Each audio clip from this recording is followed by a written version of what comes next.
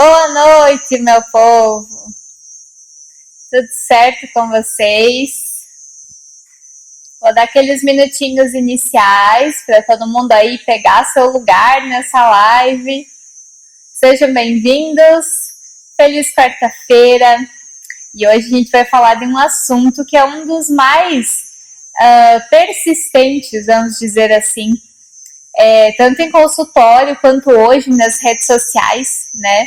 Principalmente aí de vários profissionais, né? Tanto médicos quanto nutricionistas. Está muito em alta falar sobre intestino, porque cada vez mais a gente tem distúrbios intestinais presentes também na nossa população por inúmeros motivos. E a ideia dessa live hoje é falar justamente sobre isso. Quais são os principais motivos que têm nos levado a problemas intestinais? Não só o intestino preso, mas outros também, né? Eu acabei trazendo e focando um pouquinho mais no intestino preso, porque essa é uma das queixas mais comuns dentro do consultório e também de perguntas que o pessoal manda por aqui. Então, dentre vários temas, né, acho que esse era um que a gente tinha que conversar um pouquinho mais. Seja bem-vindo quem está chegando agora. Hoje nós vamos falar sobre intestino preso, gente. Vamos lá. Primeiro de tudo, né? O que tem nos levado a tantos problemas, tantas doenças, tantas questões intestinais, né? O que nos levou a tudo isso? E primeiro de tudo, vem novamente de encontro aquilo que a gente já vem reforçando há um tempo, que é a mudança no estilo de vida da população, certo? Então, o que acontece? A gente mudou muitas coisas na nossa vida de décadas para cá. Se a gente for considerar principalmente a questão de estresse, jornada de trabalho, má alimentação, alimentação excessivamente de industrializados, de produtos processados, ultraprocessados, né? Então, isso é o que mais mudou na nossa alimentação nos últimos anos e também no nosso estilo de vida. A gente faz menos atividade física. Claro que hoje em dia tem um incentivo grande também, né, para esporte, para praticar atividade física, mas é completamente diferente, né, do que lá nos nossos antepassados, que precisavam, né, se locomover muito mais. Então, tinha uma atividade natural, né, uma atividade física natural. Mas o fato é que nós temos que pegar o presente cenário, o que a gente tem hoje, e melhorar a partir disso, né? Não adianta chorar a morte da bezerra, porque já aconteceu, nós já estamos com essa realidade, nós já temos essa realidade hoje. Então, o que a gente vai fazer? Tentar aprimorar a partir disso que a gente já tem, né? A partir disso desse cenário que a gente tem que lidar. Eu fiz algumas anotações básicas aqui, tá? Eu vou ter uma colinha hoje, porque tem tópicos que eu preciso falar e eu não posso esquecer, tá? Primeiro de tudo, vamos falar de intestino. De anos para cá, né, desses últimos anos para cá, o intestino passou a ser muito estudado e nós sabemos hoje que ele possui muitos milhões de neurônios e também muitas bactérias, né? E por que a gente tem qual que é essa importância desses neurônios que estão presentes no nosso intestino? Significa que a gente tem até mais atividade neuronal no intestino do que no cérebro. Isso faz com que a gente tenha uma relação muito grande com as nossas emoções. Então, isso tem uma relação muito forte, muito grande com a nossa questão intestinal. Ou seja, existem estudos aí referindo sintomas depressivos, inclusive por desordens intestinais, tá? Ao longo de toda a nossa vida, vão passar pelo nosso intestino 7 a 10 toneladas de alimentos. Ou seja, a melhor forma de tratar a saúde do intestino, prevenir doenças e tratar desordens corporais é através da alimentação, porque aqui a gente tem um contato direto com o nosso intestino, tá? Dentre as principais funções intestinais estão, obviamente, o processo de absorção de nutrientes. O intestino se divide entre intestino delgado e intestino grosso, sendo que no intestino delgado nós captamos os nutrientes dos alimentos que a gente come. Então, quando você come lá vitaminas, minerais, né, que a gente reforça tanto a importância de consumir, é ali no intestino que eles vão entrar para dentro do seu corpo efetivamente, tá? No intestino grosso, a gente já passa para a fase de excreção. Então, formação do bolo fecal para que o nosso intestino passe a funcionar, beleza? Ou seja, através das fezes. Outra função muito importante do intestino é a imunidade. Quase 70% das células de defesa do corpo estão armazenadas no intestino, tá? Então, estado de saúde, qualidade de vida depende muito da nossa saúde intestinal. Outra questão é a excreção, então de tudo aquilo que o corpo não aproveitou do alimento, ele vai mandar embora, né, através das fezes. E outro ponto aqui que é muito importante é a produção de serotonina. Serotonina, aí o nosso hormônio do bom humor, da felicidade, né? 80 a 90% desse hormônio, ou da sinalização desse hormônio, vai ser produzida pelo intestino. Vocês já ouviram aquela expressão enfesado? Dizendo que a pessoa está enfesada, e isso significa que ela está com raiva, que ela está com mau humor, né? Enfesado nada mais é do que uma pessoa cheia de fezes. Olha só que propício, né? Por que a gente utiliza essa expressão para falar do mau humor?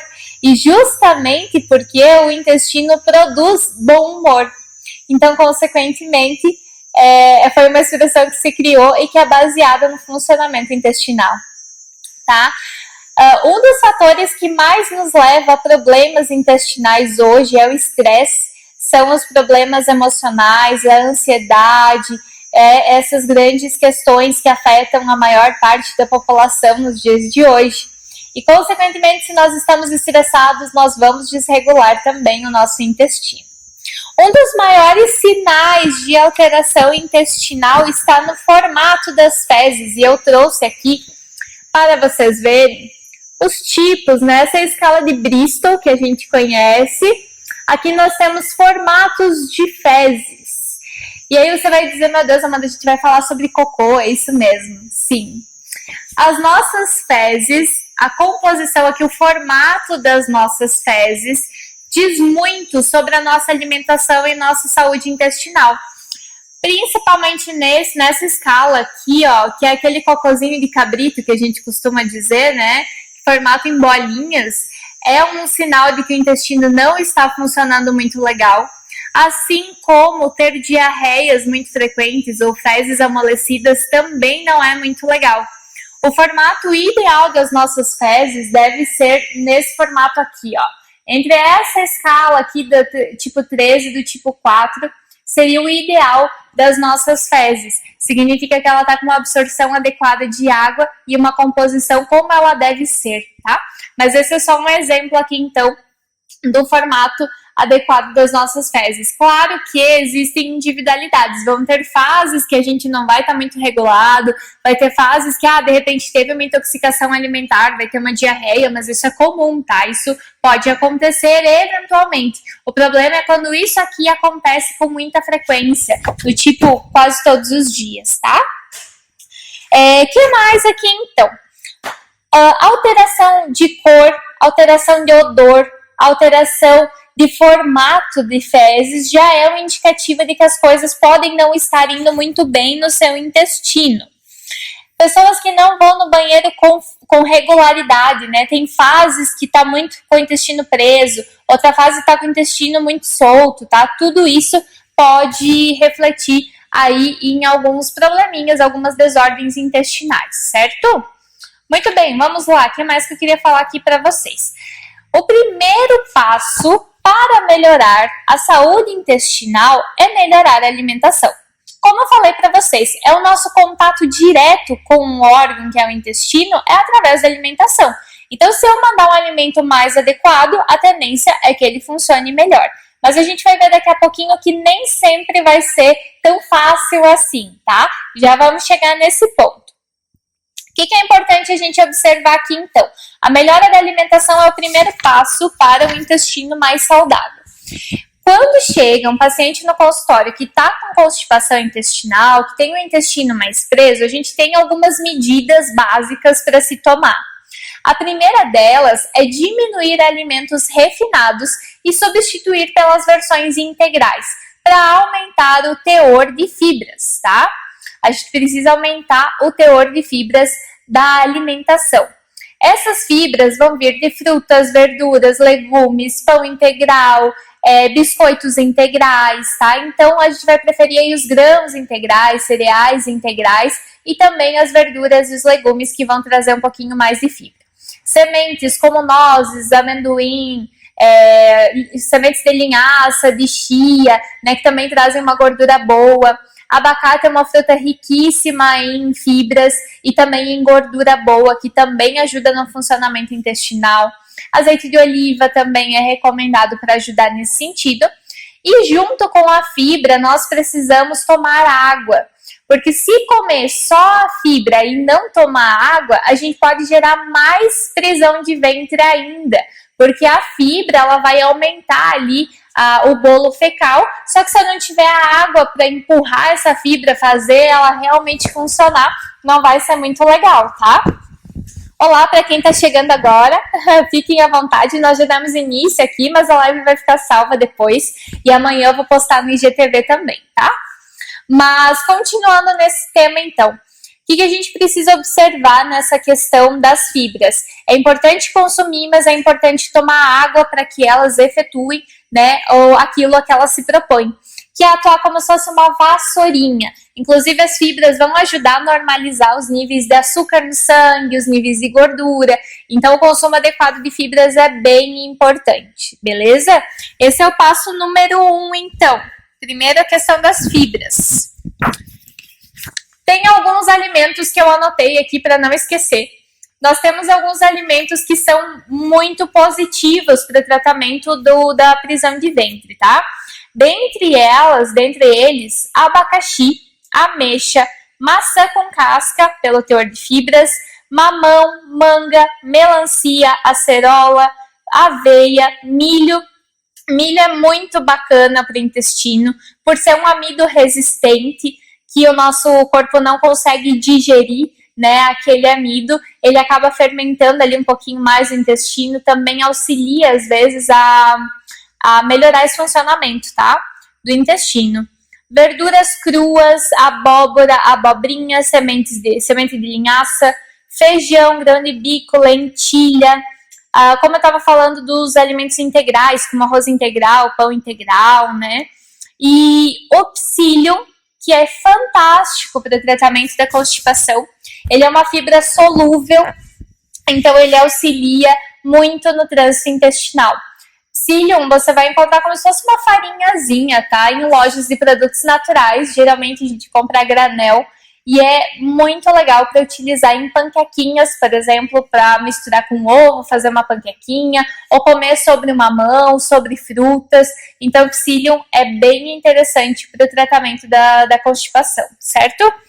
Outra coisa aqui, a gente precisa diminuir o consumo de alimentos refinados, como, por exemplo, farinhas brancas, de biscoitos, de pães, né, produtos de panificação, assim como a mandioquinha, a própria batata pode constipar um pouquinho mais, tá? Tudo que tem amido de milho, então principalmente esses refinados, farinhas refinadas todas, tapioca, polvilho, são farinhas refinadas também, então também podem estar prejudicando o funcionamento intestinal. O que mais aqui que a gente precisa evitar? Macarrão, por exemplo, também, tá? Isso aí, basicamente esses refinados todos que acabam atrapalhando um pouquinho o funcionamento intestinal. Outra coisa que é muito interessante também aqui, bom, a quantidade de água eu já falei, hoje em dia a gente está falando bastante de probióticos, né? Probióticos aí são cepas de bactérias que auxiliam no nosso funcionamento intestinal. Como eu já comentei, o nosso intestino tem trilhões de bactérias, né? Tem mais bactéria no intestino que célula no corpo, inclusive. Então, essas bactérias, elas podem se proliferar tanto para o mal quanto para o bem. Quando as bactérias ruins estão em maior parte, em maior quantidade no nosso intestino, a gente já não vai ter uma saúde muito adequada. Então, a gente precisa normalizar esses níveis de bactérias, aumentar o nível de bactérias boas, para que elas se proliferem no nosso intestino e, consequentemente, isso vai contribuir para a melhora de sintomas como apetite elevado, como vontade de doce, a própria dificuldade de ir ao banheiro, né? Quem tem algum tipo de alergia, de sensibilidade, como intolerância à lactose, intolerância, sensibilidade ao glúten ou doença celíaca mesmo, e qualquer outro tipo de desordem intestinal, é importante a gente observar que o nosso intestino, ele é como se fosse uma vassourinha mesmo, tá? Ele tem várias ranhuras em que o nutriente vai entrar por entre essas vassourinhas, tá? O que pode acontecer num caso de alergias e intolerâncias é que essa barreira ela vai ficando cada vez mais lisa e aí quando o nutriente tenta entrar, ele não consegue, tá? E nesse caso, a gente pode estar gerando até um índice maior de fermentação e essa fermentação vai gerar gases, dores, estufamento, que também não é bacana, tá? Muito bem. Dito isso, os probióticos nós vamos encontrar tanto em formulações manipuladas, que em consultório a gente indica uma fórmula específica para cada pessoa, porque cada tipo de bactéria, de lactobacilo, de bifidobactério, vai tratar alguma desordem específica intestinal, tá? Mas existem os probióticos naturais, como é o caso do kefir. Kefir também está muito em alta, né? Tem se utilizado bastante o kefir na alimentação. Ele lembra um iogurtinho, assim, né? E a gente pode estar utilizando, então, junto com os lanches, junto com as frutas, né? Ou mesmo fazendo preparações à base dele, como queijos, por exemplo, né? Um queijinho de kefir. Então, esse é um probiótico que pode ser interessante de ser utilizado. Assim como o kombucha, que também gera uma proliferação de bactérias boas e que gera uma bebida, né, muito agradável, inclusive. Lembra um refrigerante, mas é natural. E o kombucha e o kefir são duas opções bem interessantes, tá? Questão de leites fermentados, isso é uma dúvida comum também, do tipo Yakult, né, que tem probióticos e tudo mais. Tem que cuidar com a composição, porque a maioria desse tipo de produto vai ter muito açúcar branco, açúcar refinado, e também aditivos químicos. Então, a gente ganha de um lado por ter a bactéria ali, por ter probiótico, mas perde do outro pelo restante da composição. Então, nem sempre vale a pena. Tudo precisa ler o rótulo, beleza? Muito bem, o que mais aqui que eu queria comentar com vocês?